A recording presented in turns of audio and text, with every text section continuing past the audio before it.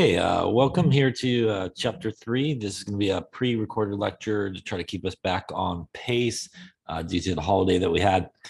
So chapter 3 here covers matter and energy, and some of the topics here we sort of talked about earlier on in the semester here about matter. We're going to go into a little bit more detail here one more time. So let's get started. So obviously matter and energy. Matter is really, as we talked about, I think earlier on, maybe in the first chapter as well, matter is really anything that has mass and occupies space. So essentially that's pretty much almost everything that we kind of come across. And as we also talked about earlier on, there's kind of 3 states of matter, which we'll go into a little bit more detail here in this chapter: solid, liquid, and gas. So these sort of 3 states of matter are things that we commonly come across in chemistry. And a lot of things that we do involve really the transition of matter from sort of one state to the next. So let's talk a little bit about matter. Matter, as I just mentioned, basically occupies space. It makes up pretty much everything that we use. So water, wood, air, plastic bags. We can classify matter according to its composition. We really could have something that's a pure substance. And a pure substance is something that has a fixed or definite composition. So for example, if you had water by itself, H2O, that is a pure substance. You have just water, nothing else there. That is definitely a pure substance. Now, when we take 2 or more pure substances and put them together, we get what is referred to as a mixture. And a mixture is basically a combination of 2 or more pure substances together. The key thing about a mixture, though, is everybody still retains its identity, which means they are really put together more with a physical change, as we'll talk about, rather than any type of chemical reaction taking place. Sometimes, though, when we have a mixture, we sometimes think that a chemical reaction is taking place because perhaps we can't see one part of the mixture. So for example, if we take our water here, which is a pure substance, and we also take some sodium chloride, which is a pure substance as well, that is salt.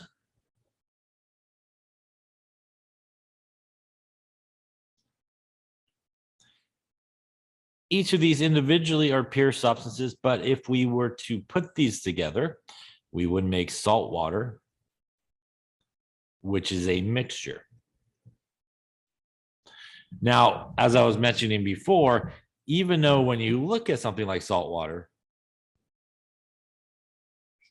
and you just kind of look at it, it looks like pretty much just water's there and the salt's like gone. It just disappeared. And again, it really didn't disappear. It's still there, even though we can't visually see it. And as we'll talk about here in this chapter as we go through, what's essentially happened is basically all the salt gets surrounded by a bunch of water molecules, which makes it pretty much sort of invisible, if you will, to our eyes. And that's basically the process of something dissolving. So water by itself, pure substance; sodium chloride by itself, pure substance. If you had just a piece of copper metal by itself, pure substance. But if we take those things and put them together, for example, like the water here and the salt, we get a mixture.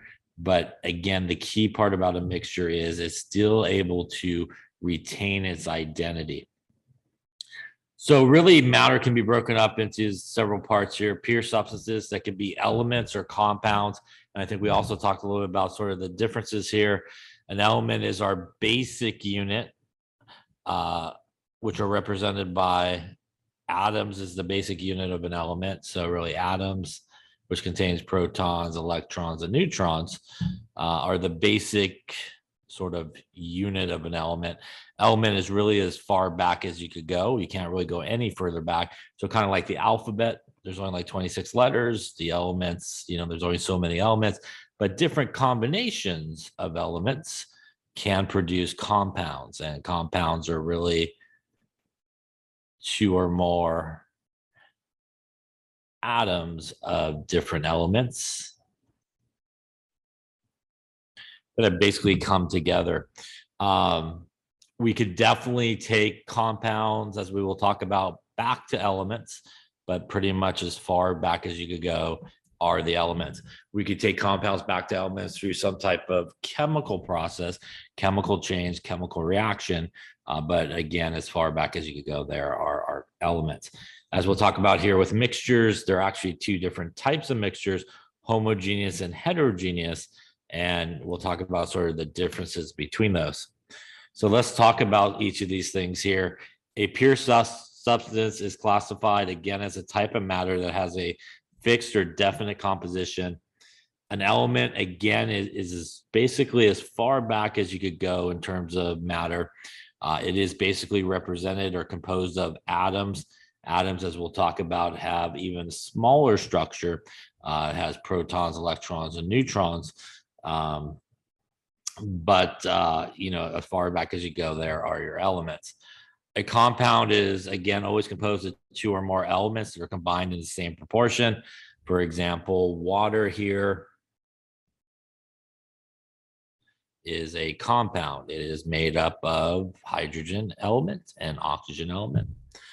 And a word that sometimes is confused, and I think we might have touched upon it, but just in case we didn't, is compound and, say, molecule. Now, a molecule is simply the combination of two or more atoms together.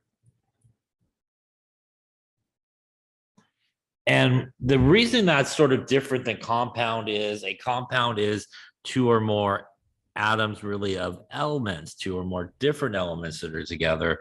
And that's a big key, because if we take something like H2, which is basically two hydrogen atoms bonded together, H2 is a molecule. It is a diatomic molecule. But because H2 is only composed of one element, it is also considered an element as well. So H2 is an element. H2 is also a molecule, but H2 is not a compound because H2 only contains hydrogen.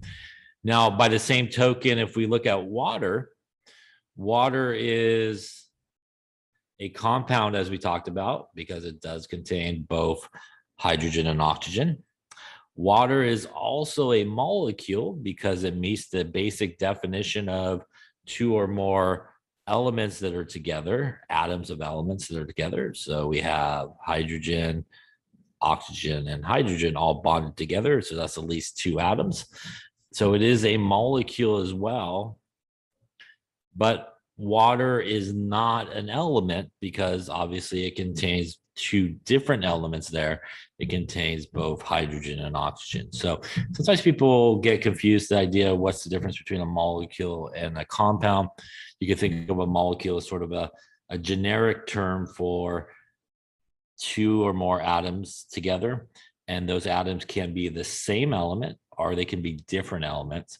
While a compound is basically two or more atoms together, but a compound needs to be at least two or more elements involved in that for it to be a compound. Now, elements are pure substances that basically only contain one type of material. As we can see here, if we have just pure copper, it should only contain copper atoms. If we have pure lead, it should only contain lead atoms. And if we have pure aluminum, it should only contain pure aluminum. A compound here, some other examples, what they all really share in common is, again, hydrogen peroxide, two elements. We have our hydrogen and our oxygen. Sodium chloride, an ionic compound, sodium atom, chlorine atom, carbon, hydrogen, and oxygen here in sugar. And then obviously we talked about a second ago there, water, which obviously has hydrogen and oxygen. So all these things that we see here could be classified as compounds. For the most part, all these things here could be classified as molecules as well. So this would be classified as a molecule. This one would be classified as a molecule. This one would also be classified as a molecule. Technically speaking, this one here, and as we'll talk about in some later chapters, is an ionic compound. And kind of by that definition of ionic compound, which basically means sort of held together by positive negative attraction, as we'll talk about when we get into sort of naming and things of that nature. Most people would not necessarily call sodium chloride a molecule because in a lot of cases, people think of molecules as the idea of what's referred to as covalent bonding, where we have sharing of electrons. So some people will call it a formula unit because it's ionic, but you don't have to worry too much about that. But basically, a molecule is oftentimes sort of reserved for definitely two or more atoms together, and usually more so the covalent type of compound. I'm sorry, covalent type of a molecule where we do have sharing of electrons. Now, here's sort of my earlier example. Obviously, table salt is a combination really of two different things. It is sodium metal, which, as we can see over here in this picture, looks like a piece of metal, and a pretty toxic chlorine gas, green toxic gas. Through the miracle of science and chemistry, we get some sodium chloride, which is a compound. Also brings up a very important point. Clearly, as you can see here from this slide, usually the properties of a compound are very different than the properties of the elements that make them up. These are really the elements here. And obviously this is our compound over here. Clearly, we would not want to put a piece of sodium metal on our fries. We wouldn't want to put some toxic green chlorine gas on our fries. But again, through that miracle of chemistry, maybe we want to put salt on our fries. It's okay. Now, let's talk a little bit about mixtures. Mixtures, as I mentioned, are really when we take two or more pure substances together and combine them. The key is, though, that each of them, of the pure substances, although they are combined in a mixture, still are able to retain their own identity. Again, as we talked a little bit earlier about sort of the salt water, it may not visually be able to see those guys, but they are still there in their original form. The other important part of sort of a mixture is you typically can separate back out all of the pure substances by some type of physical means. So they retain their identity. We're able to really separate out all of the components of a mixture by physical means. What are physical means? You know, boiling, filtering, type of separation. But we're really able to separate everybody back out, and you could essentially retrieve all of the different parts of the mixture really back to their original form. And we'll talk a little bit about that here in just a second. So for example, here is a way that we can separate out a mixture. We could do a process known as filtration. Filtration, we have a funnel, we have filter paper, and obviously we have some type of collection beaker here. We're pouring this through, and filtration works really well to separate out a solid from a liquid. And that's because when we pour this, almost looks like orange juice, but it's not. It's actually lead to iodide. But that yellow, which you can kind of see right there, all that yellow is really a precipitate or a solid, even though it may not appear to be, kind of small forms. And here, I guess I'll grab the right color to correspond to what they're pouring through there. So what will eventually happen is all that yellow will basically be caught right there in the filter paper. And obviously the liquid component will find its way through and basically end up over here. And now through this process, we have now separated out the solid from the liquid. And we now have both parts of our substances, our pure substances, back. We could take out the filter paper, kind of spread it out, put it into an oven. We could dry it out, and then we would have pretty much solid, that yellow precipitate there. Obviously, we have the liquid component there, just like it was originally. Here's another one. This is chromatography, which is a way we use a solvent, and it does sort of separate out a mixture by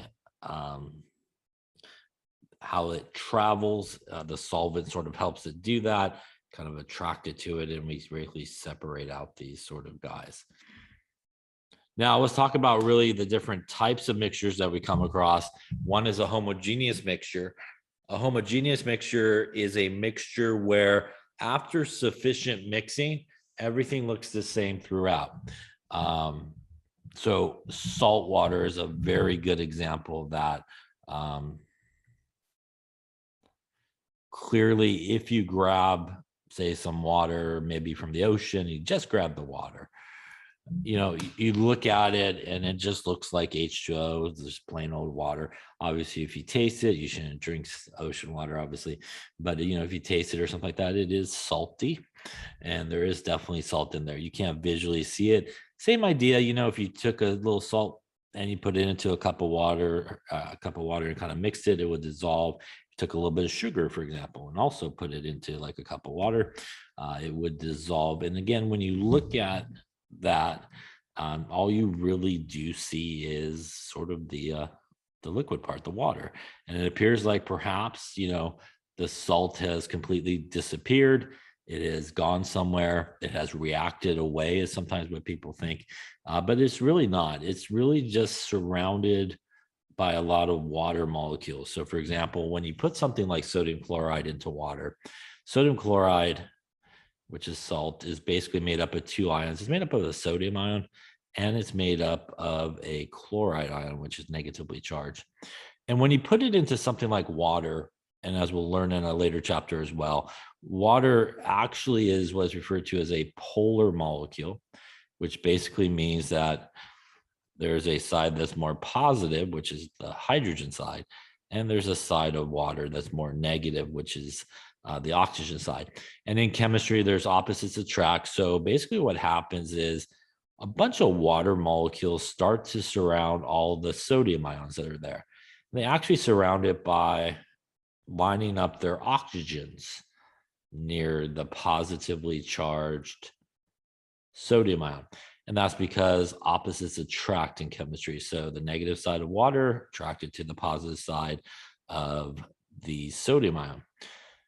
Chloride, which is negatively charged, also gets surrounded by a bunch of waters. But it actually gets surrounded by the hydrogen side of water. And that is because the hydrogen side of water is essentially the positive side. And what ends up happening is, before you know it, they get surrounded by a ton and a ton of these water molecules. And visually speaking, when we look at it, we're not able to actually see the sodium chloride anymore. So that's why sometimes people think it obviously chemically reacted away. And the answer is it really didn't, because you could do a simple process where you could take this sodium chloride, for example, that's in solution. You could put it onto something like an evaporating dish, right? And you could start to heat it. And as you start to heat something like salt water, the water part's going to start to evaporate. And what that's really doing, if we kind of go back to this little drawing I did over here, is as you start to heat the water, all of a sudden you're starting to drive off all these waters that basically surrounded these ions. And before you know it, you get rid of all the water that's there.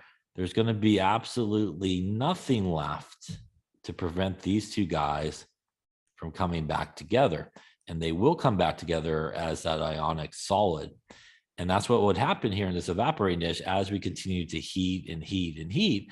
Eventually, at the end, really the only thing left in our dish would be probably a white residue if it was sodium chloride, but we would have sort of that white residue of solid that would be there. And through this process here, we've actually just separated out our homogeneous mixture. We didn't actually collect the water part, but the water part is really here in the steam that's coming off. And then obviously we get our sodium chloride part. And that's a very common way that you can separate out a homogeneous mixture, is a process like this. There's also a process where you can actually, if you wanted to, collect the water back. And I'll do a really bad drawing here, but we'll kind of do a kind of a closed system, if you will. And what connects these two systems is something that's really cold. And if you take your salt water over here, and again, you heat it, and again, in a closed system, we're going to get our steam that's going to occur. Now, steam, when it hits this really cold water, is going to go through condensation and go from the gas state back to the liquid state. And before you know it, you will then get your liquid water happening on the right-hand side. And again, if you continue to heat the left-hand side, eventually you will drive off all of that water. And on the left-hand side, and hopefully you don't erase the whole thing like I just did there. Let's rebuild it real quick. What will be left on the left-hand side after sufficient heating would be, again, your salt would be left over. So through this process here, we have now recovered the salt. Through this process here, actually, we could just call it water. And we've now recovered both the water and the salt in their original forms. Again, you could take the salt, let it dry out, and you would have your salt just like it started with. And obviously you would have your liquid water. This process is what is referred to as distillation. And again, a very good process to separate out homogeneous mixtures. So homogeneous mixtures, again, are these mixtures that we basically, when we mix it, everything mixes really well. It all looks like, sometimes people refer to it as one layer, one phase. You really don't see the different components, and that's a homogeneous mixture.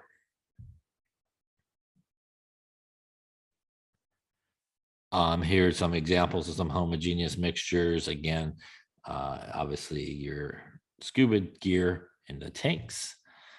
The other type of mixture is a heterogeneous mixture. In a heterogeneous mixture, when we mix the substances together, we actually do see different layers. So we do see distinct different layers.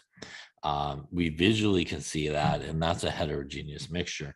For example, if we took some sand and water, right? So water and sand, you can mix that thing all day and you'll never get the sand to dissolve in the water, right? And you will still visually be able to really see the sand that's in there. And that obviously is a heterogeneous mixture. It looks like here they threw some pennies into water, and clearly if you threw pennies into water and you mix it up a lot, you definitely would still be able to visually see the pennies. Chocolate chip cookies, right? You see the chocolate chips in there, in the cookie as well. And other common one is if you took some sand, maybe you put some pieces of metal in it. Again, if you take those metal pieces, you can mix all day. You will definitely see the different components. So a good way for a heterogeneous mixture to separate out is what we saw earlier, and that's through filtration. Is a really good way to separate out a lot of heterogeneous mixtures, and especially solid and liquids. It's a very good way of doing that. Again, with a funnel, some type of filter paper. And again, the solid gets trapped up on top, and obviously the liquid component can go through. So let's take a look at these and see which one is a pure substance or a mixture. So take a moment here and see what you come up with.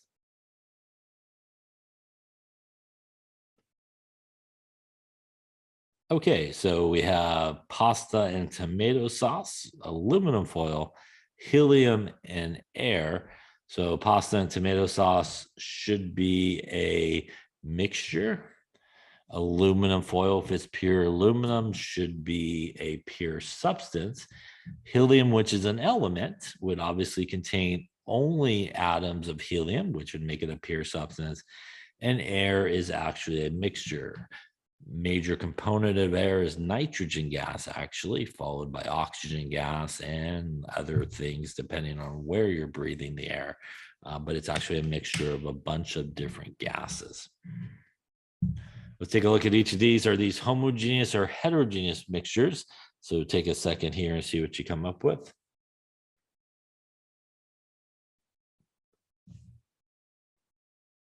Okay, so let's take a look at it. So hot fudge sundae is a heterogeneous mixture. I'm assuming there's some like hot fudge, there's some nuts, there's some whipped cream.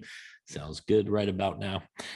Baby shampoo, again, if you look at baby shampoo, or really most shampoos, I would think, it does look the same throughout. It doesn't look like there's any other components in there, so that would be a homogeneous mixture. Sugary water, again, if you take a little bit of sugar and put it into water, that sugar will most likely dissolve. So when you look at it, it will only look like obviously water that's there. So homogeneous mixture. And peach pie, I'm assuming they're talking about a pie where you actually have slices of peaches in it. And obviously, if you cut it open and you look at the inside of the pie, you could probably see the pie filling. You could also see probably the peaches in there or whatever else you may put in there. And obviously those would be heterogeneous mixtures. So let's then talk about some of the states of matter, which again, I believe we have touched upon solid, liquid, and gas. But let's just start with solids. Again, to remind everybody, solids have a definite shape and a definite volume. The particles are held really closely together by attractive forces. So, when we think about things that are solid, we think about things that are packed in there pretty tight and dense to one another. And because they're really packed in, they're pretty tight to each other, they don't really have enough energy to sort of pass one another. So those guys sort of really lock into place. And if you think about things, they're sometimes referred to solids as being rigid, which means it's very hard to change the shape of it. If you think of like a table, you can't really just easily take a table and like fold it over or anything like that. It's very rigid, it's very hard, and very hard to change the shape of it. Now, most things in their solid state are more dense than their liquid state. And I think we might have touched upon it with density in the previous chapter, but water is an unusual example of that. Water actually, when it comes together to form ice in a solid state, has an unusual property that the molecules actually don't get really close to one another. Actually creates a lot of empty space between the different water molecules, which is why when we think about density, for example, water, ice is actually less dense than liquid water, and why when we put ice like in our soda drink or soda or any drink really, ice usually ends up floating to the top because it's less dense. But most things in their solid state are usually more dense than, say, in their liquid state. So let's talk a little bit about liquids. Liquids have a definite volume, but not a definite shape. They really do take the shape of their container. And what that really means is, again, if you had 10 milliliters of water, and you put that 10 milliliters of water into a test tube, it would take obviously the shape of the test tube. You take it out and you put it into like a soda bottle or something like that, it would take the shape of the soda bottle. You put it into one of those crazy straws or something like that, right? It would obviously take the shape of the crazy straw. What it means about a definite volume is that if you did start with 10 milliliters, say, of water in all the examples I just drew there, and you transferred it from one container to the next, you should still have 10 milliliters of water as long as you're not a klutz and spill it on the floor or anything like that. But you should definitely still maintain that 10 milliliters of water. Particles in the liquid state, though, do possess enough energy to sort of slide by one another. And that's why when we think of the liquid state, it is more fluid, obviously, than the solid state, right? And that's why liquids are fluid, because they do really possess enough energy to sort of pass one another. They are still relatively, sort of packed in there pretty tight. But again, in this case, they do possess that energy to sort of slide by one another, and that creates sort of a fluid liquid. Now, sometimes while we're talking about liquids here and which sometimes has the L abbreviation. Sometimes people wonder what is the difference between that, say, and something with the AQ abbreviation, which is known as being aqueous. And there actually is a difference between these two. So, for example, a liquid is a pure substance like water. So if you had water just by itself, that would obviously get the liquid sort of symbol. But if you make a mixture, like we were talking about earlier, a homogeneous mixture where we took like the sodium chloride and put both of those guys together, again, the sodium chloride would dissolve in the water and we would get a sodium chloride that will get this symbol, which is the aqueous symbol. And that basically means that we made a solution. So there is a difference between those two symbols. And sometimes people get confused as we go through some of these chapters here. You know, what's the difference between a liquid and what's the difference between an aqueous solution? And the difference is typically when an aqueous solution, you take something and you dissolve it in a liquid like water to make a solution. So really a solution that has the AQ symbol is really a homogeneous mixture. And that is different than if you had a pure liquid. So again, if we have water by itself, that is a pure liquid. If you had salt water, that's really not a liquid. You know, it is in the liquid state, but it technically wouldn't get the liquid sort of symbol. It would get more of an aqueous symbol next to it to imply that it was basically made as a solution in a mixture. Now, gases have an indefinite shape and an indefinite volume, and they do take the shape and volume of their container. They sometimes are referred to as filling their container sort of uniformly. And that's because in the gas state, we have completely broken apart everybody. Everybody's flying around. As there is collisions, that is what we associate pressure with in terms of our gases. And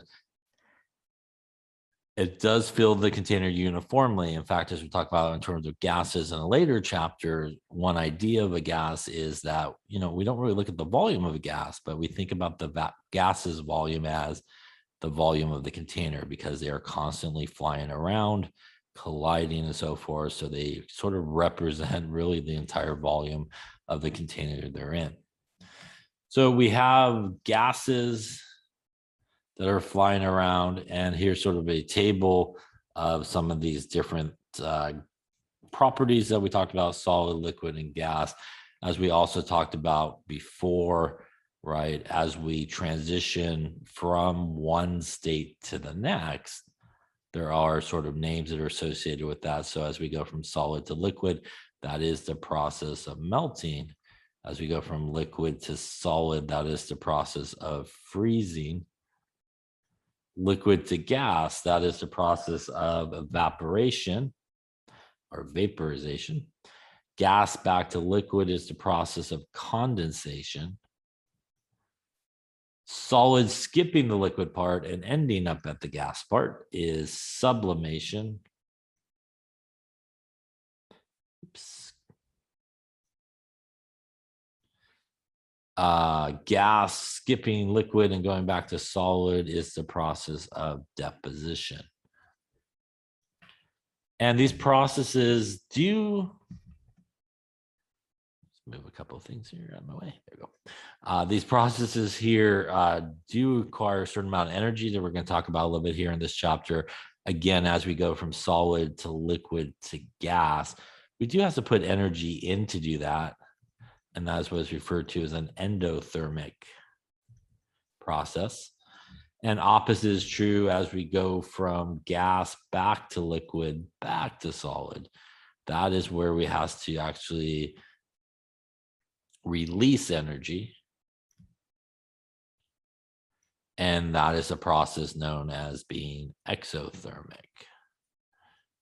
I think we might have also touched upon as well, and we'll talk about it, I think, here in this chapter as we continue through. These processes here occur at the same temperature, and these two processes here also occur at the same temperature. So, you know, when we do sort of melting or freezing occurs at the same temp. and evaporation or condensation also occurs at the same temperature. It really depends in terms of energy, what you have going on. If you continue to kind of put energy in as you go from solid to liquid to gas, then you'll continue that process of really melting to evaporation. If you continue to take energy out as you go from gas, the gas molecules basically slow down. They no longer have enough energy to escape each other. They kind of fall into the liquid phase. If you continue to take energy out of liquid water, like you put it in the freezer, you then will have guys that no longer have enough energy even to kind of pass each other, and it will go into the solid phase. So let's take a look at each of these here. Identify these as solid, liquid, or gas. So take a second here and we'll go through it.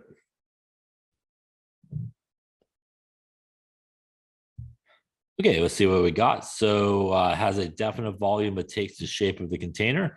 That is definitely a liquid. Particles that are moving rapidly. Again, that's the gas phase, basically bouncing around, moving around, collisions. Particles fill the entire volume of the container. Same idea. That is our gases. Again, because they're constantly flying around, it is thought that they really fill the entire volume of their container uniformly. Particles have a fixed arrangement. That is solid, fixed, and rigid, right? That is a solid sort of description. And particles are close together but moving randomly. That is liquid. So again, in the liquid phase, they are still relatively close to one another, but they do possess enough energy to sort of slide by one another. And again, as we talked about, why we think about liquids as being sort of fluid. Let's take a look at this one here. Identify the state of matter for each of the following. So take a second here. Is it a solid, liquid, or is it a gas?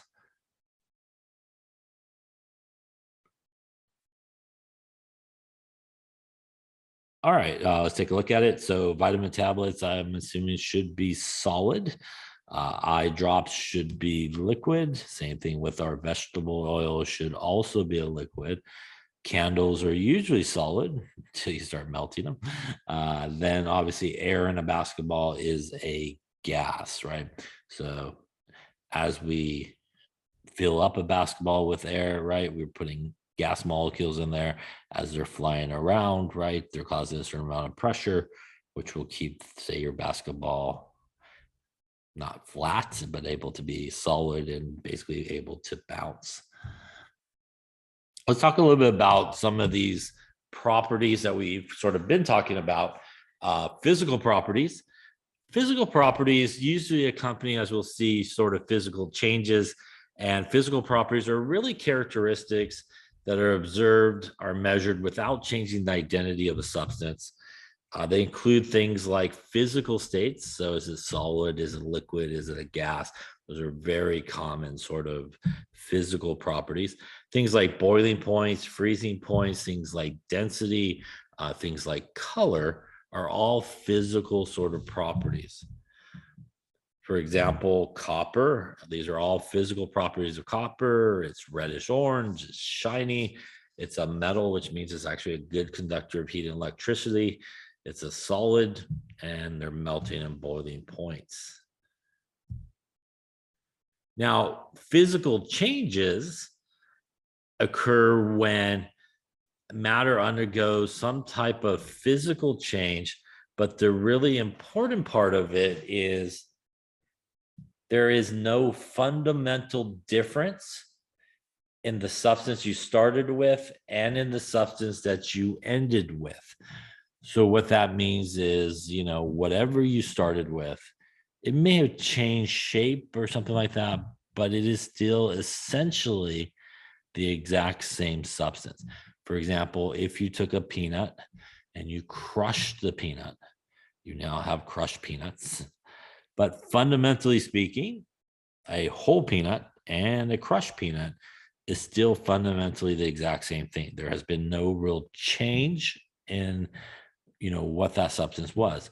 Water is a very good example. If we have ice is really water, H2O, in its solid form. If we have liquid water, it's obviously H2O. in its liquid form, and steam, which is what we commonly call water in its gas phase. But steam is still H2O. So if you did that process of taking an ice cube out of the freezer, letting it melt into liquid water, and then heating that liquid water up till it evaporates off as steam, those are all physical changes, because in all three of those states, solid, liquid, and gas, in the case of water, they're all still fundamentally H2O. So sometimes people think, that process is a chemical change. Again, it is not a chemical change. It is a physical change. And a physical change is exactly what we were talking about with mixtures. Those mixtures were all physical changes because we could simply take those mixtures and separate them out and get back our original substances. So even though we can't visually see it, like the salt example in the salt water from earlier, we can't see the salt anymore. It was still there, and it was still there in its original form. And we're able to do that by simply evaporating off the water. So when we talk about mixtures, again, those are physical type changes that are occurring. The physical appearance of a substance can also change with a physical change. For example, again, the salt dissolved in the water, salt crystals are no longer visible, but definitely can be reformed, as we talked about.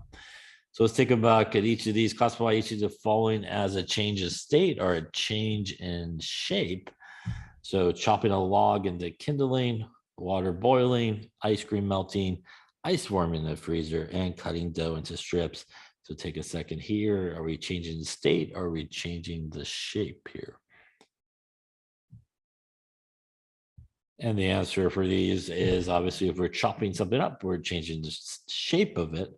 When we boil water, it's going to create steam, which would be changing the state, going from liquid state to gas state.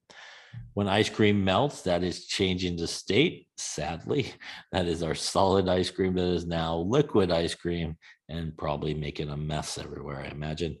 Ice forming in the freezer, that is also a change of state. We're going from liquid water back to solid water in the form of ice. And cutting dough into strips would be just changing the shape of it.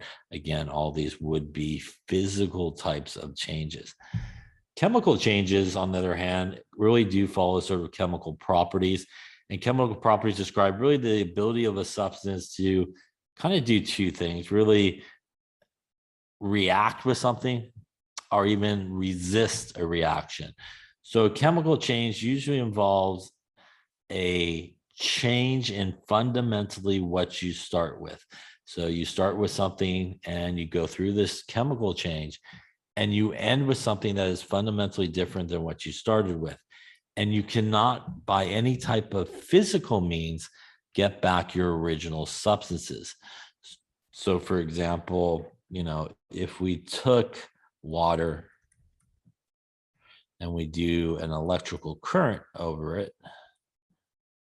we actually will break apart water into hydrogen gas and oxygen gas.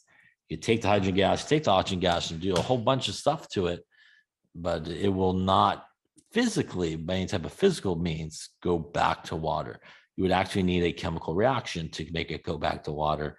And that's, again, an example of a chemical change. If you take a little bit of iron metal, a little bit of oxygen gas, and a little bit of moisture, basically, that is enough to then kind of fuse the iron to the oxygen and make rust, basically, iron 3 oxide.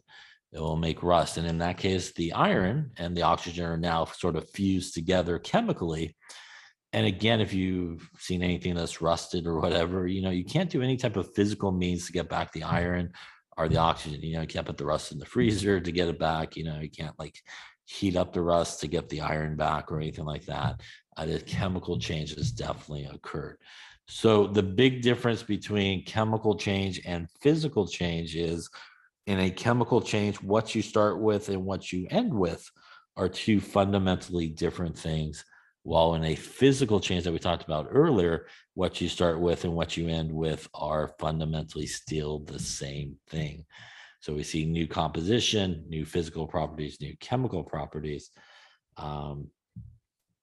Caramelizing the sugar there at high temperatures on our dessert over there, again, is a chemical type of change. Here are some examples from a table from your book of physical changes and chemical changes. Again, water boiling is just a change of state. You could draw copper into wires. You could draw them, make pretty knots with the copper, I guess. It's still copper wire as long as nothing happened to it. Sugar dissolving in water to form a solution, which is a homogeneous mixture, is a physical change. And then here's on the other side some of our chemical changes. Silver tarnishing from the reaction of oxygen and sulfur. When you burn a piece of wood, obviously it changes to ash and a whole bunch of things. If you put a log into the fireplace and let it burn, at some point, all the stuff is made. You can't collect up and put it back together physically to get the log back, right? No way to do that. And obviously that is a chemical change. And again, here's a table of some different properties, physical and chemical properties. And again, physical, really those kind of big things: color, shape, odor, luster, size, melting point, and density. And then obviously what we start with, what we end with is the same. Chemical indicates the ability of a substance to either go through a reaction or resist a chemical reaction. Examples of chemical change: rust, silver tarnishing, and a bunch of other sort of examples. So we want to classify each of these as either a physical or a chemical property. So take a second here and see what you come up with.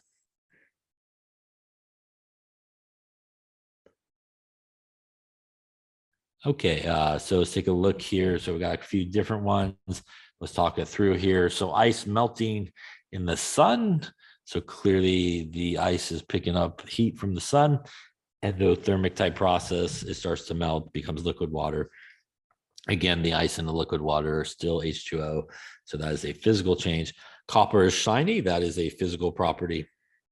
Paper can burn. That is the ability of it to go through a chemical change. Silver knife can tarnish. That definitely is chemical. And a magnet removes iron particles from a mixture. That is physical. So earlier we were talking about sort of a heterogeneous mixture where we had sand and metal pieces in the sand. Clearly, one way you can remove that is simply take a magnet and you can pull out all of the metal pieces. You now would have your metal pieces and your sand in their original forms. Again, nothing has really changed. And again, because it's a heterogeneous mixture, that is a physical type of property. Physical and chemical changes here. We're going to be burning some candles, melting some ice, toasting some marshmallows, cutting a pizza, and we're going to rust out an old car, sadly. So take a second here and see what you come up with, chemical or physical changes in each of these.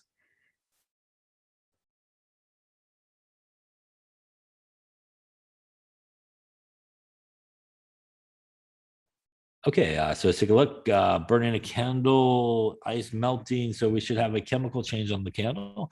Again, the candle starts to melt. Obviously, it forms probably some scents coming off and stuff like that. As it continues to melt and melt and melts, basically as it's basically chemical reacting. At the end, you basically are kind of left with a small puddle of liquid, and everything else is basically burnt off as a chemical change. Ice melting, as we talked about a couple different ways here, physical. Toasting a marshmallow is chemical. Again, you know, if you toast a marshmallow, kind of cooking it, you see maybe some burning on it and some type of substance that is formed. That is a chemical change. Cutting a pizza is physical, and obviously rust, as we talked about, is a chemical change. The next thing we're going to talk about is temperature. And there really is several different temperature scales that we use in chemistry, or that we do see. One is degrees Fahrenheit, one is degrees Celsius, and one is the Kelvin temperature scale. The major difference between these three is degrees for Fahrenheit, degrees for Celsius, no degrees. Therefore, Kelvin, it's just Kelvin. So you say like 373 Kelvin. Out of these three, this is the one in chemistry that pretty much if you have some type of formula that involves temperature, it should probably be in Kelvin. Not too much we come across here in Fahrenheit, but we do see a lot of things in Celsius, and a lot of the conversions we have to do is to take Celsius into Kelvin by doing that conversion. And here's the difference in the three temperature scales. And, we'll see these formulas here in just a second, but really, if you want the temperature in Fahrenheit, you would take 1.8 times the temperature in Celsius plus a 32.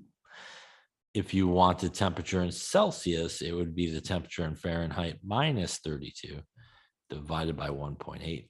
And the one that we use the most, which would be the temperature in Kelvin, is temperature in Celsius plus 273.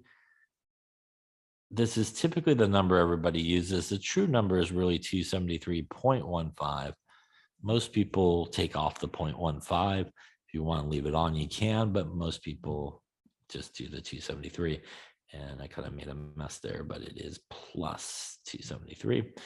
We also sometimes will take the temperature in Celsius by taking Kelvin minus 273, but definitely this one here, temperature in Kelvin, is the temperature in Celsius plus 273, is definitely one in chemistry that we use a lot. So the differences, between sort of how we convert between these temperature scales does involve where water freezes and water boils on each of these scales. It's 100 degrees on the Celsius and Fahrenheit scale. I'm sorry, Celsius and Kelvin scale, and 180 degrees on the Fahrenheit scale. And that's where kind of the 1.8 comes from. 1.8 is also 9/5 or 9/5 that maybe you learned when you're younger as a fraction to do some of these conversions. When we do problems, typically speaking, and you're just doing a temperature conversion, we do a little bit different in terms of our normal significant figure rules. We actually do the answer slightly different. And it really only applies to sort of when you're doing a temperature to temperature conversion. And that rule is whatever the original value for temperature looked like is how you want to kind of give your converted value. And what I mean by that is, for example, if we had 125 degrees Celsius and we wanted to go into Kelvin. So to do that, the temperature in Kelvin would be 125 plus 273. And if we do that, grab a calculator around here somewhere. There's one. All right. So we got 125 plus 273, and that's going to give us 398. And the units here would be Kelvin. And our original number here was a whole number, which means when we convert it, we do want to make sure that we keep it as a whole number. If I had 12.5 degrees Celsius and I want to convert it to Kelvin, I would take the temperature in Celsius is 12.5 plus 273. Now in this case, 12.5 plus 273, I end up with 285.5 Kelvin. In terms of sig fig's original number went to 1 decimal place, we would want to take our converted value to 1 decimal place as well. So specifically just for temperature conversions, whatever the original number looked like when you're doing just a temperature conversion, you want to make the converted number look the same. So if it was a whole number, take it to a whole number. If the original number went to 1 decimal place, take it to 1. The original number went to like 3 decimal places, take it to 3 decimal places. So here's sort of what I just wrote there, but basically, how we get to our conversion is the difference between sort of the boiling and freezing points. And that's really where that 1.8 number comes from. What is the temperature at which water freezes? Water freezes at 0 degrees Celsius.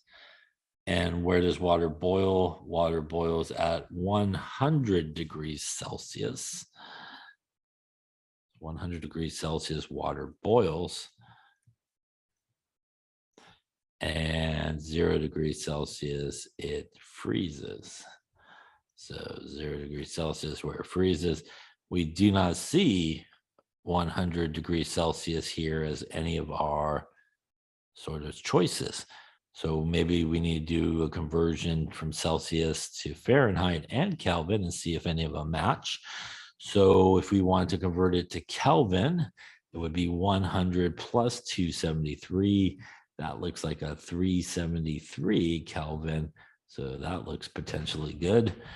How do we know it's not one of the Fahrenheit numbers? Well, temperature in Fahrenheit is 1.8 to temperature in Celsius plus a 32 gives us 1.8 times 100 in this case, plus a 32, which means that we would take 1.8 times 100 and add it to 32.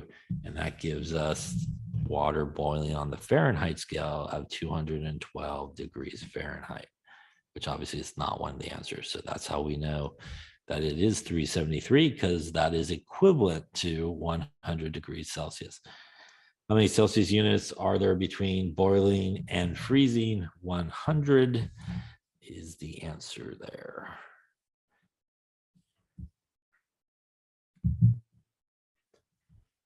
So going between Fahrenheit and Celsius, again, is our conversions there that we talked about and I wrote on the previous page. You do need to know how to do the temperature conversions. They will not be provided for you. So just to clarify, you do need to know that temperature in Fahrenheit is 1.8, temperature in Celsius plus 32. So again, that will not be provided for you, nor will the temperature in Celsius be temperature in Fahrenheit minus 32 divided by 1.8. Again, will not be provided for you. Temperature in Kelvin is temperature in Celsius plus 273. And again, if you wanted sort of the reverse of that, temperature in Celsius is temperature in Kelvin minus 273. So these you do need to know, will not be provided for you, in terms of exams or quizzes. So here, if we look at 21 degrees Celsius and we want Fahrenheit, let's take a look at how we would do that. So obviously we want the temperature in Fahrenheit, which is a 1.8 temperature in Celsius plus a 32. That means if we put it in there, 1.821 plus a 32, and where did I throw my calculator? There it is, 1.8 times 21 plus a 32. That is, I think, 69.8 degrees Fahrenheit in this case. Now, this is what we're talking about in terms of significant figures. This guy here is a whole number, which means typically speaking, we would report this to a whole number and we would probably report 70 degrees Fahrenheit. Again, not to the first decimal place, but because our original number was a whole number, that's where we would take our converted value to. And hopefully they agree, and they do. So 70. The Kelvin scale, as we talked about, is basically 273. The Kelvin temperature scale used to be referred to as the absolute temperature scale. And the absolute zero is 0 Kelvin, and absolute zero, which is 0 Kelvin. And if we do that conversion to Celsius, is Kelvin minus 273, which means 0 minus 273, which means really absolute zero is minus 273 degrees Celsius. It's actually an important number. We'll actually see it in the gas law chapter as well, but that's what's referred to as absolute zero, later renamed after obviously Kelvin because of that. So let's take a second here and give it a try. What is the normal body temperature in Kelvin? So take a second and see what you come up with.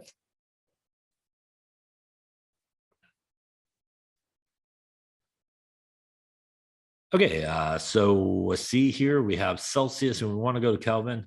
So again, Kelvin going to be Celsius plus a 273. That would be a 37 plus a 273. And in this case, we would end up with 37, not minus, 37 plus 273. gets you 310. Again, just Kelvin, no degrees Kelvin. So it looks like it should be B. We're okay in terms of sig figs because this is a whole number. We took our answer to a whole number. So everything is good in terms of that. And hopefully they agree with us. So that's good. Let's try another one here. On a cold day, we got minus 15 degrees Fahrenheit. What is that in Celsius? So take a second here and see what you come up with.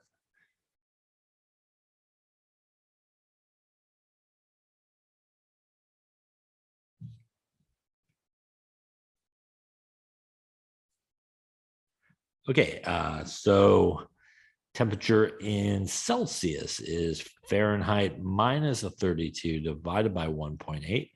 So we're going to go minus 15. It is important, the negative here. We want to keep it. Minus a 32 divided by 1.8. And here, when we take a minus number, which is 15, minus another number, we're basically adding those two negative numbers together because it's like a minus 47 divided by 1.8. Looks like on our calculator, minus 26.1111, a whole bunch of ones, degrees Celsius. What should we report the answer to? Well, if we look at our original number, that is a whole number, which means we would want to take it here. That is a 1, which means we just drop it, which means minus 26 degrees Celsius. Looks like D would be a winner on that particular one. And it looks like they do agree, so that's always good. Here's the comparison of some temperatures on the different scale. And I would say probably outside of this chapter, probably not going to see very much Fahrenheit. It is very common in chemistry to have temperatures given to you in Celsius, but even more common and more needed to convert things into Kelvin. And like I said before, pretty much every single formula that I could think of, there's a few that aren't, but almost every single chemistry sort of formula that has a temperature in it, usually the requirement is that the temperature needs to be in Kelvin. Body temperature, obviously, above 41 degrees Celsius is hyperthermia, hyper meaning more than, right? Which obviously can cause a lot of problems. And heat stroke occurs above 41.1 and try to cool down everybody, put them into ice. Hypothermia is sort of the opposite when we drop below 28.5 degrees Celsius.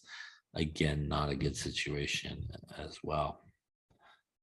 So a person has hypothermia, body temperature 34.8 degrees Celsius. What is their degrees in Fahrenheit? So take a second here and see what you come up with.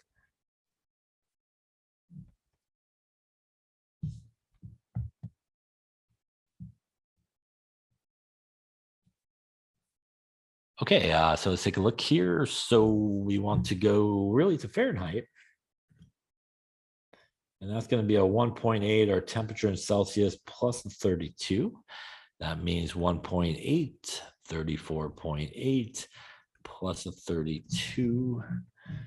And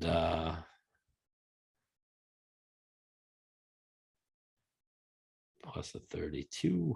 And again, on our calculator here, 94.64 degrees Fahrenheit. When we look at our number here, we see it actually goes to the first decimal place, which means we probably want to report that to the first decimal place, 94.6 degrees Fahrenheit. A little below there, 96.8, right?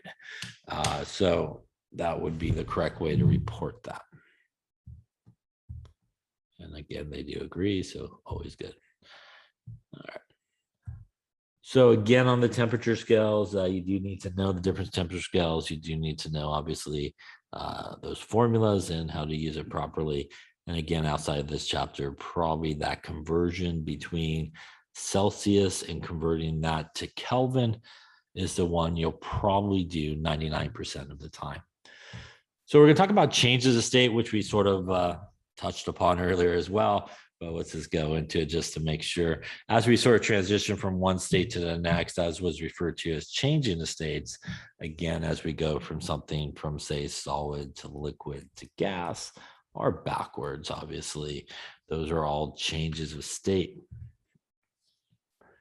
Now, melting or freezing, a substance will basically change from solid to liquid at its melting point, and it will change from liquid to solid as freezing point. Water, for example, has a melting point and freezing point of 0 degrees Celsius. So as we were talking about earlier, it actually occurs at the same temperature. So let's just say, for example, here, this is 0 degrees Celsius, and we're talking specifically about water. Right at 0 degrees Celsius, this is like ice. This would be like liquid water. But right dead on 0 degrees Celsius, basically, I'll highlight it. We basically have both phases occurring at the same time. So here we have a little bit like ice crystals in this region. Got a little bit of solid ice, got a little bit of liquid water happening at 0 degrees. And it's not really to get right above 0 degrees or a little above 0 degrees that you transition into really liquid water. It's not until you get a little bit below 0 degrees that you transition into ice. But dead on at 0 degrees, you basically have both things happening at the same time, which is what's referred to as being in equilibrium with each other. And that's why we say that melting and freezing occur at the same temperature, because if you're right here at 0 degrees Celsius, it really does depend on what you're going to do in terms of energy. If you continue to heat it, you will go in this direction and form liquid water. If you continue to cool it at 0 degrees Celsius, you will then go back into ice or release that energy. Now, is there a certain amount of energy to do that transition? And there is. So specifically for water here, when we're talking at that, I'll draw it again here. Liquid, ice, and again, and this is sort of temperature here, 0 degrees Celsius. Dead on 0 degrees Celsius, there's a certain amount of energy that's required to do nothing more than that transition. And that is what is known as the heat of fusion. So the heat of fusion, which is sometimes abbreviated like this, delta H of fusion. Delta H is what is known as the enthalpy. It's a fancy word for heat, basically. But there's a certain amount of energy to do nothing more than to take that substance from the solid phase at 0 degrees to the liquid phase. So we would need to put in 334 joules per gram of water to do that transition. And if we did that, we would be at 0 degrees Celsius, and we would go from ice at 0 degrees Celsius to liquid water at 0 degrees Celsius. Not changing the temperature, not increasing or decreasing temperature, but to simply take, for example, water here and change it from solid to liquid would require that much energy. And that's what's known as the heat of fusion. That number works both ways. It would actually be positive, which means it's endothermic, absorbing energy, to go from ice to liquid. If I want to do the other thing at 0 degrees Celsius, go from liquid water to ice at 0 degrees Celsius. Oops, let's write that right. Let's try again. 0 degrees Celsius. It would take the exact same amount of energy, 334 joules per gram. The difference is it would be negative or exothermic. Remember that as we go from liquid back to ice or solid, we have to release the energy as exothermic, giving it off. So the amount of energy required to do that is exactly the same. It just depends the sign, which way you're going, as to whether you're putting the energy in or taking the energy out. The 334 number is specific for water, and also 0 degrees Celsius in terms of melting and freezing point is specific for water. If we were talking about a different substance, then it would be a different number in terms of the melting and freezing point and a different value for the heat of fusion. We also sometimes look at it in terms of calories, or 80 calories. It's the same as a 334 joules. Calorie is a unit of energy. And the relationship between that and a joule is there's 4.184 joules, which is also a unit of energy. Joules, calories. And that is the relationship between those. So 80 calories is the same heat of fusion as 334 joules per gram. All right. So for example, if we wanted to know how many kilojoules of energy is needed to melt 32 grams of ice at 0 degrees Celsius, that would be our heat of fusion. And we could very simply use our 32 grams of ice. And we know the heat of fusion is 334 joules per gram. If we do that, the grams will cancel and we will end up with 32 times 334 yields us 10688 joules, but it does want kilojoules, which is a common unit. And there are 1,000 joules in a kilojoule. That's the kilo conversion. We divide that by 1,000. We end up with 10.688 kilojoules of energy needed to melt that amount of ice. Let's talk sig figs. This is really the number we're looking at, which has 3 significant figures. It means we really should go to here. That's an 8, which probably means 10.7 kilojoules would be the correct significant figures way of doing that. And let's see if they agree, hopefully. Yep, 10.7 says good. Now, sublimation and deposition is those processes where we go from solid to gas, or gas back to solid. Here we skip the liquids phase. And a very common thing that does that is dry ice. As you may know or may not know, dry ice is actually carbon dioxide. It's actually not water. It's very, very cold. And the same thing happens, is we go from solid directly to gas. That's endothermic. You need to put energy in to do that. As we go this way. Exothermic, as we go the opposite way, you've got to remove energy or release energy as we go this way. Sublimation, again, is what happens when we have dry ice. Again, it goes from solid to gas, no liquid cleanup. Deposition, for example, if you remember CDs, DVDs are really shiny. They use a process of deposition to deposit metals on top of it to make them shiny in those processes.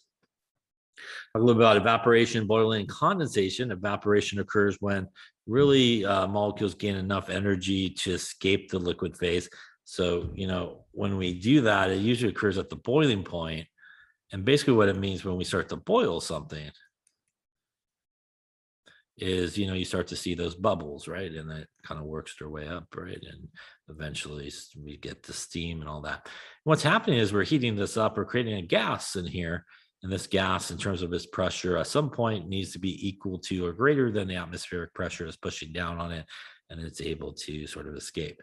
But by the process of heating it, we're also providing a lot of energy to these water molecules, allowing them enough energy to escape each other and really go into the gas phase and start to boil and create, obviously, steam. And obviously this occurs at the boiling point, and that's where you see those really big bubbles.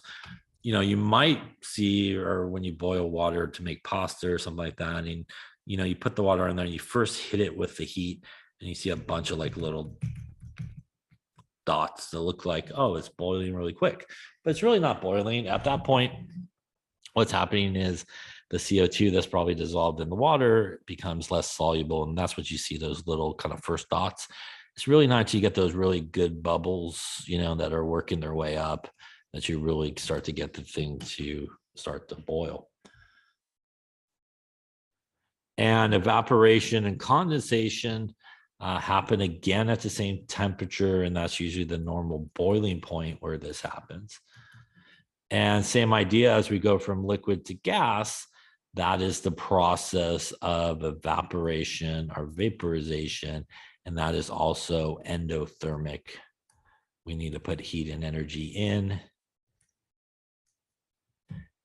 Going from gas back to liquid, which is condensation, that is, again, exothermic. We need to release heat and energy. And again, happening at the exact same temperature. For example, for water, that's 100 degrees Celsius where this process occurs. Same idea as what I drew earlier. We had earlier this sort of deal at like 0 degrees Celsius. That's where we had our ice, and then we had our liquid water. Same thing happens. We get another transition. And that's really badly drawn, so I'm trying to straighten it out a little bit there.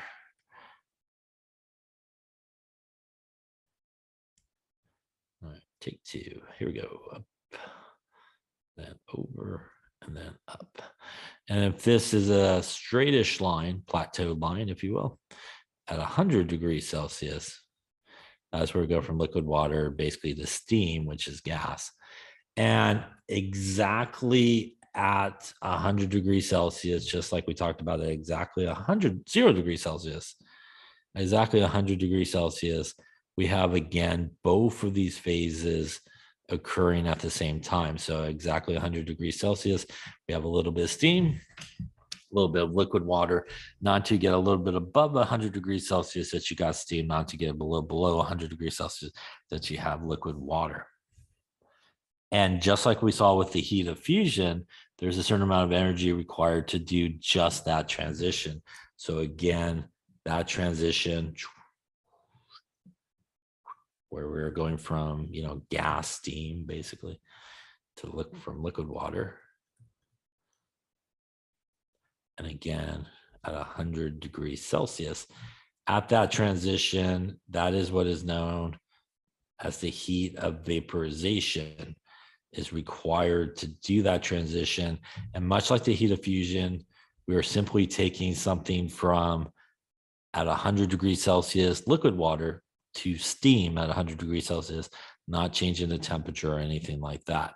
That requires about 2,260 joules per gram for water to do that.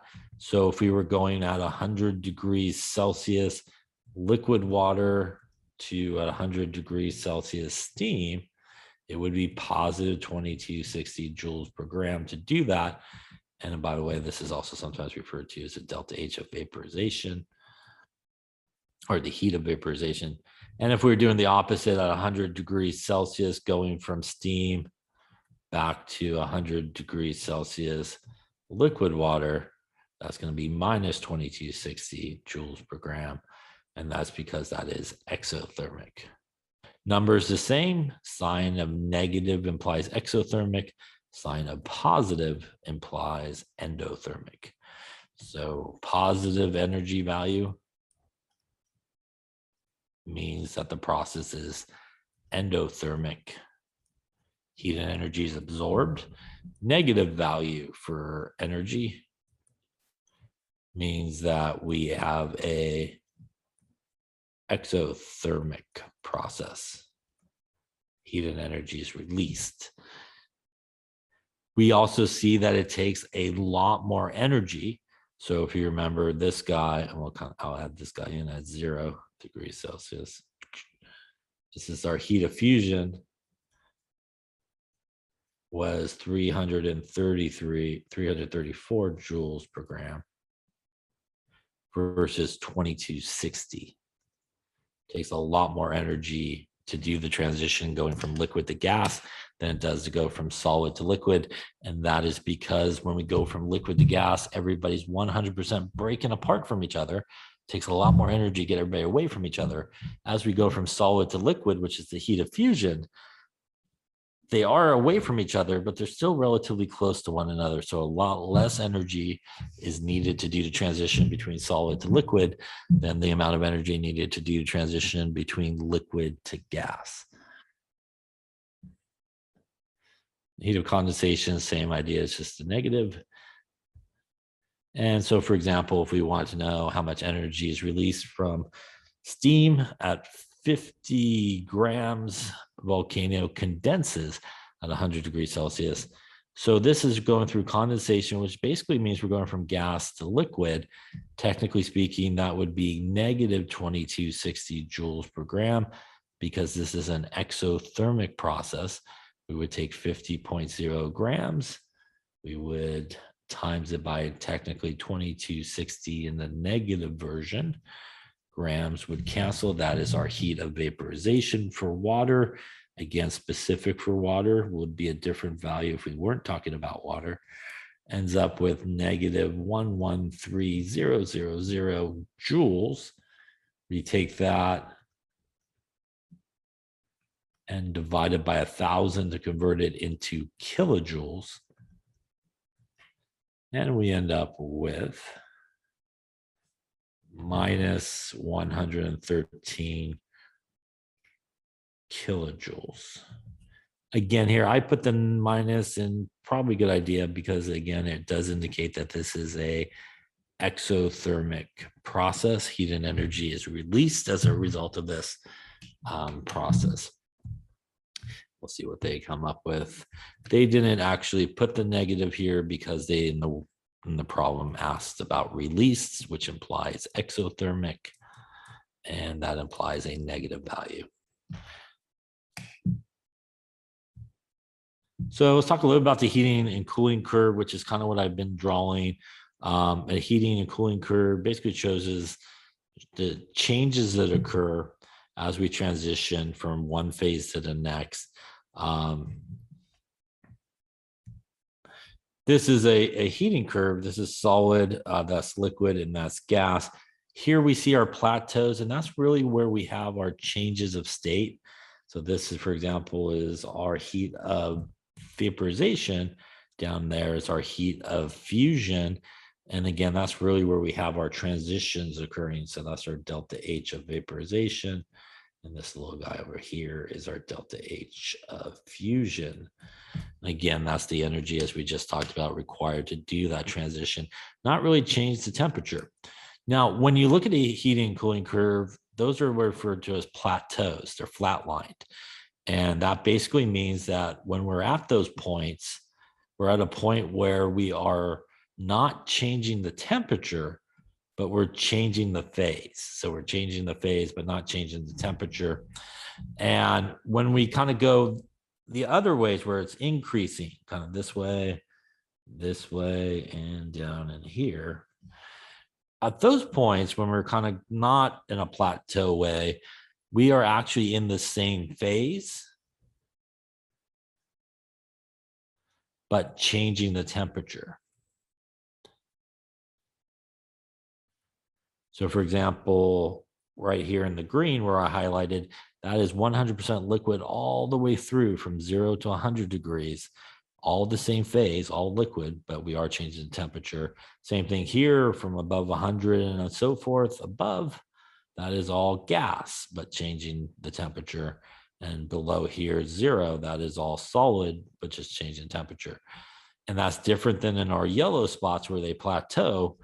In those plateau regions, they are keeping the same phase. So they stay, for example, they keep the same temperature, but they change the phases. So it goes from, say, liquid to gas, but stays at 100 degrees Celsius.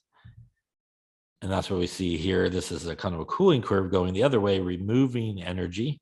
And that's sort of exothermic process. Same idea. We have our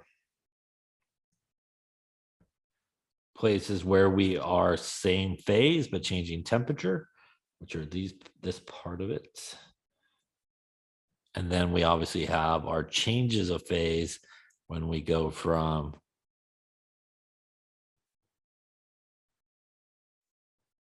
in this case, gas back to liquid, but at the same temperature, and liquid back to solid at the same temperature. Heat of fusion, heat of vaporization there needed. So a plateau on a heating curve represents, again, a plateau is our just straight line, not changing the temperature, but changing the phase. So it would be constant temperature and also probably a change in phase, and a slope line, which is the lines that go that way, as we talked about. That's the same phase all the way through, but we are changing the temperature. Use the cooling curve to answer the following. Water condenses at condensation occurs at 100 degrees Celsius. Our temperature at 0 degrees Celsius, liquid water will start to melt or freeze depending on which way you go. At 40 degrees Celsius, that's above 0 but below 100 degrees, that would put you at the slope. Like here's 0 degrees and here's 100 degrees, you'd be in here, and that is our liquid water area. And water will freeze. Water freezes, heat is removed as exothermic. We need to do that as well. So at 0 degrees, at temperature 0 degrees, liquid water will start to freeze. Again, going from that way, I guess is the question, liquid to solid in that process there.